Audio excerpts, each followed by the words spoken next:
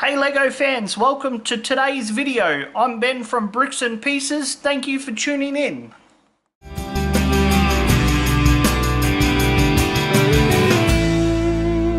As the title says, I will be doing a breakdown and review on Lego Creator 3-in-1 set number 31068 Modular Modern House. When I first seen this set online, I was really excited to get it. Unfortunately, it was a retired set, so I thought, well, I've got no chance. I happened to be walking through my local Myer.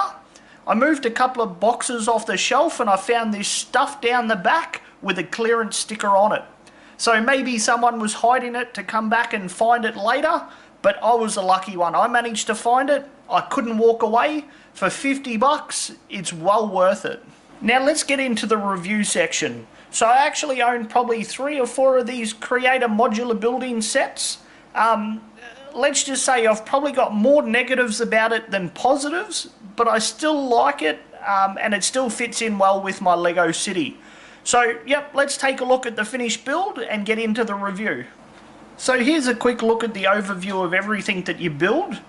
I chose to build the main picture on the box, the Modular Modern House 2 level. So let's take a look at the breakdown of everything that you get in the box. In this set you get 2 minifigures, the family dog, a trampoline for the backyard, a very small electric car with charging cable, a remote control helicopter, and then last but not least, the 2-layer Lego Modular Modern Home itself. Alright, let's take a closer look at the top layer of the house. So on the front, it's got a very large window, so you can see into the bedroom quite easily.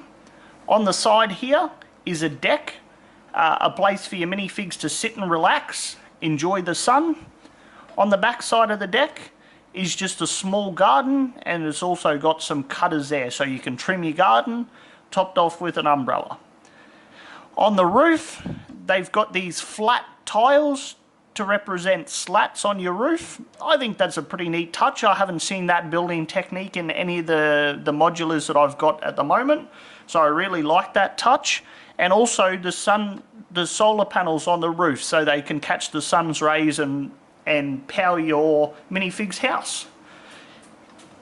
Through the back here is the bedroom, 2 beds, just enough to fit 1 minifig on each.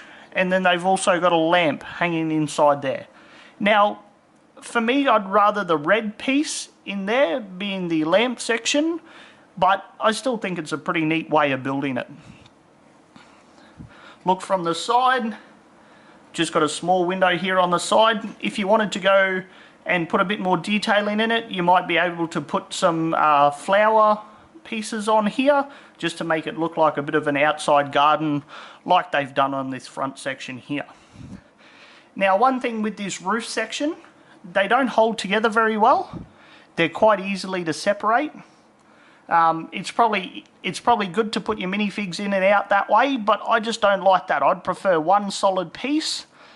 Just for display purposes and handling, it would make it a lot easier. Alright, now let's take a look at the bottom layer of the house. So I like how they've dressed the front of this with the plants.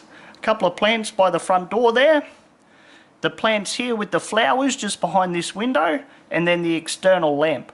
I think the technique that you use to build that external lamp's pretty cool. I like it. It matches in with the house, so I think that's a neat feature. The nice big glass front door that you can open and close for your minifig. Now let's come around the side here. So this section here, this is where you plug your electric car in. This represents a charging port of your electric car. Just a small window here. As you come around the back, they've got a lounge room. So if you can see there, they've got a couch and a chair. And then on this wall around here is a TV. It's a pretty neat building way of building in this set. Right, now let's put it all together and have a look at an overview of the set. Now let's have a look at the full set. So, as I mentioned in the top level, they don't hold together very well, they're not very strong. So that goes for all the external components. So this front door section comes off very easily. Same with these 2 side sections here and here. They both come off really easily. So if you handle it and maneuver it, it's not really good. Another thing that I'm not really happy about any of these creator sets is how open the back is. If it was up to me, or if I had my input in it, I'd prefer to pay a little bit more money and get a fully enclosed building with maybe a little bit more fit out in it. So, you know, some flat tiles, so you could maybe put a mat in here. You might be able to also create just a small dining table for your 2 minifigs. Maybe that's something that I'll look at doing a mock in the future.